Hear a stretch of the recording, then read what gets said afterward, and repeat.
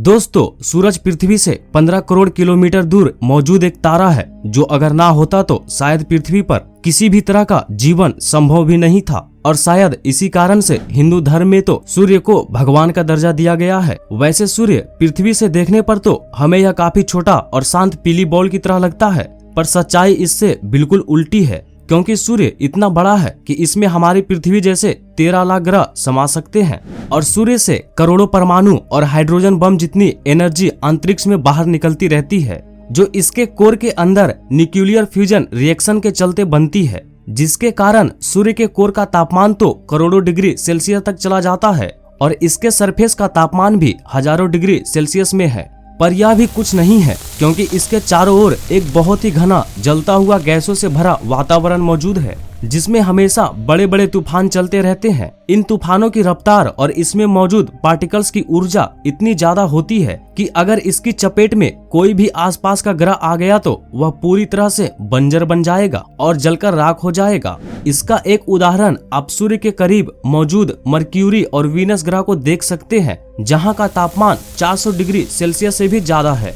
इतना ही नहीं, मंगल ग्रह की आज जो हालत है वह भी इन्हीं तूफानों के कारण हुई है, क्योंकि मंगल ग्रह के पास पृथ्वी की तरह अपना कोई मैग्नेटिक फील्ड मौजूद नहीं है जो सूर्य पर चलने वाले इन खतरनाक तूफानों से बचा सके। पर सच्चाई तो यह है कि पृथ्वी के पास अपना खुद का मैग्नेटिक फील्ड होने के बावजूद भी कई बार सूर्य से आने वाले यह खतरनाक सौर तूफान पृथ्वी पर काफी तबाही मचा चुके हैं। 1990 में ऐसा हो चुका है जब सूर्य से निकलने वाले एक बहुत ही बड़े सौर तूफान की टक्कर पृथ्वी से हुई और इसने पृथ्वी पर मौजूद लगभग सभी इलेक्ट्रॉनिक सैटेलाइट को काफी नुकसान पहुंचाया था। इससे अरबों डॉलर का नुकसान हुआ था और पूरी दुनिया का कम्युनिकेशन एक दूसरे से काफी प्रभावित हुआ था। और उस समय तो इंसान इतनी टेक्नोलॉजी का प्रयोग भी नहीं करते थे, और आज के समय तो बच्चे बच्चे के पास मोबाइल फोन मौजूद है। दुनिया में हर काम इंटरनेट की मदद से आज हो रहा है और पृथ्वी के ऑर्बिट में भी हजारों सैटेलाइट घूम रही है। ऐसे में अगर आज कोई ताकतवर और तूफान पृथ्वी से टकराया तो यह पृथ्वी पर काफी ज्यादा तबाही मचा सकता है और हमें बिना इंटरनेट का कर सकता है। इसलिए वैज्ञानिक लंबे समय से सूर्य और इसके पैदा होने वाले सौर तूफान पर रिसर्च करना चाहते हैं, ताकि हम इन्हें समझकर भविष्य में किसी बड़े सौर तूफान की तबाही से बच सके।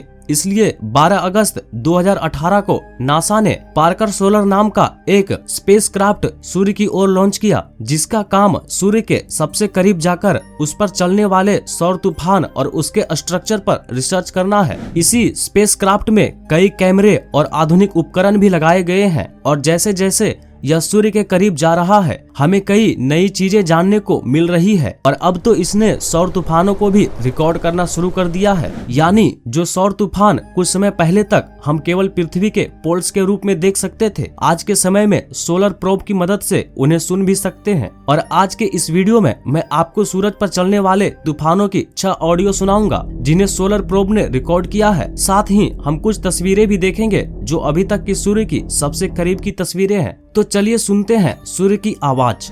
रिकॉर्ड की गई ऑडियो क्लिप को सुनने से पहले आपको बता दूं कि अंतरिक्ष में किसी तरह की आवाज ट्रेवल नहीं करती है और जो ऑडियो क्लिप मैं आपको सुनाने वाला हूं उसे डाटा को प्रयोग करके नासा द्वारा बनाई गई है, जो पार्कर सोलर प्रोब ने सूर्य के करीब जाने पर गैसों और पार्टिकल्स के दबाव और मैग्नेटिक फील्ड में बदलाव होने से बनाई गई है। यह कुछ उसी तरह बनाई गई है जिस तरह से हम मैग्नेटिक फील्ड और दबाव में होने वाले परिवर्तन के चलते स्पीकर्स और हेडफोन की मदद से आवाज को सुनते हैं। तो चलिए अब शुरुआत करते हैं अपनी सबसे पहली ऑडियो से। अभी आप जो ऑडियो सुन रहे हैं यह सूर्य के वातावरण में पार्कर सोलर प्रोब के एंटर होने के दौरान प्लाज्मा और इलेक्ट्रॉनिक पार्टिकल्स के दबाव में होने वाले परिवर्तन को रिकॉर्ड करके बनाई गई है। इसके अलावा जो आप वीडियो देख रहे हैं यह भी सोलर प्रोब द्वारा रिकॉर्ड की गई है, जिसमें आप सूर्य से निकलने वाले पार्टिकल्स को काफी तेजी से बाहर जाते हुए देख सकते हैं। वैज्ञानिकों का कहना है कि ऑडियो में जो आवाज ऊपर और नीचे हो रही है यह सूर्य के वातावरण में मौजूद गैसों के दबाव में तेजी से होने वाला परिवर्तन है। अब बारी आती है हमारी दूसरी ऑडियो की।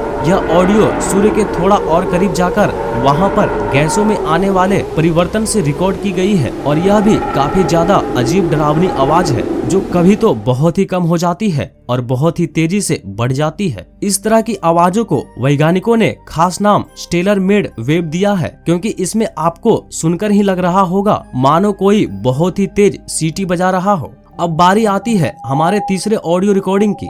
अब आप जो शांत और तेजी से बढ़ती हुई एक विस्ल जैसी आवाज सुन रहे हैं, यह सोलर प्रोब द्वारा रिकॉर्ड की गई हाई चार्ज पार्टिकल के प्रेशर में होने वाले दबाव की रिकॉर्डिंग है। यह ऑडियो रिकॉर्डिंग इसलिए भी खास है क्योंकि इससे सूर्य से निकलने वाली एक खास तरह की वेव से रिकॉर्ड किया गया है, जिसे लंग एयर वेव कहा जाता है। इस तरह की वेव काफी ज्यादा हाई फ्रीक्वेंसी पर ट्रेवल करती है और जब सोलर प्रोब द्वारा रिकॉर्ड किए गए डाटा से ऑडियो फाइल बनाई गई तो उससे हमें इस तरह की हाई पिच ऑडियो मिली। चलिए अब चलते हैं हमारे चौथी रिकॉर्डिंग की ओर। पर अभी जो आपने आवाज सुनी, यह सूर्य से निकलने वाले सौर तूफानों की एक खास तरह की डिप्रेसिव वेव से पैदा हो रही है। इस तरह की वेव्स सूर्य के काफी ज्यादा करीब पैदा होती है और इन वेव की खास बात यह होती है कि यह बहुत ही हाई फ्रीक्वेंसी को बदलती है। वैसे मुझे तो यह आवाज सुनकर ऐसा ही लग रहा है जैसे हमारे पृथ्वी पर तेज तूफान आते हैं। वैसे आपको यह आवाज किस तरह की लगी, आप कमेंट करके हमें बता सकते हैं। रेसिपिरेटरी वेव के बारे में वैज्ञानिकों का यह भी कहना है कि सूर्य पर चलने वाली यह वेव और सौर तूफानों के साथ चलने वाली हाई फ्रीक्वेंसी वेव है, जो अगर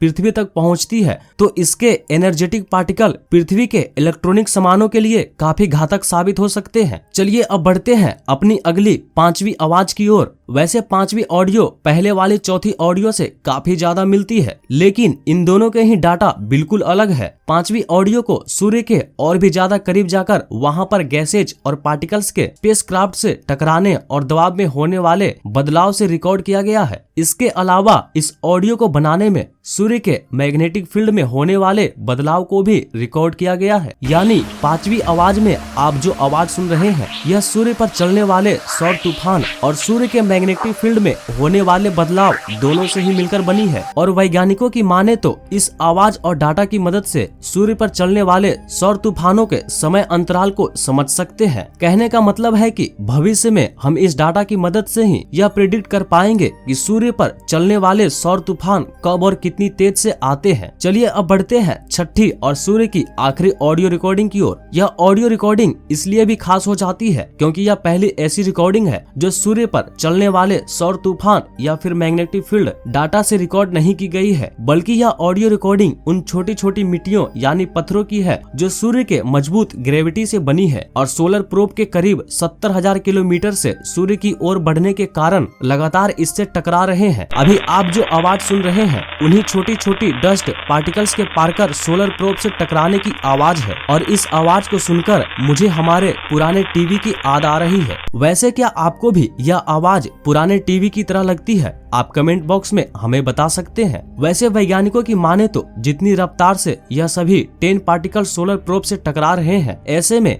अगर कोई दूसरा स्पेसक्राफ्ट होता तो वह अभी तक खराब हो चुका होता। पर पार्कर सोलर प्रोब को खास इसी तरह की कंडीशन में रहने के लिए बनाया गया है, इसलिए लगातार इन पार्टिकल्स के टकराव के बावजूद अपनी डेस्टिनेशन की ओर बढ़ रहा है और जल्द ही यह सूर्य के और भी ज्यादा करीब पहुंच जाएगा, जिसके बाद हमें और भी कई तरह की आवाजें सूर्य के सबसे करीब की तस्वीरें देखने को मिलेगी। वैसे मैं जानना चाहूंगा कि आपको आज की वीडियो कैसी लगी और सूर्य पर चलने वाले तूफानों की आवाज में आपकी सबसे पसंदीदा आवाज कौन सी है। और अगर आप स्पेस में इंटरेस्ट रखते हैं तो आप हमारे इस चैनल को सब्सक्राइब कर सकते हैं। धन्यवाद।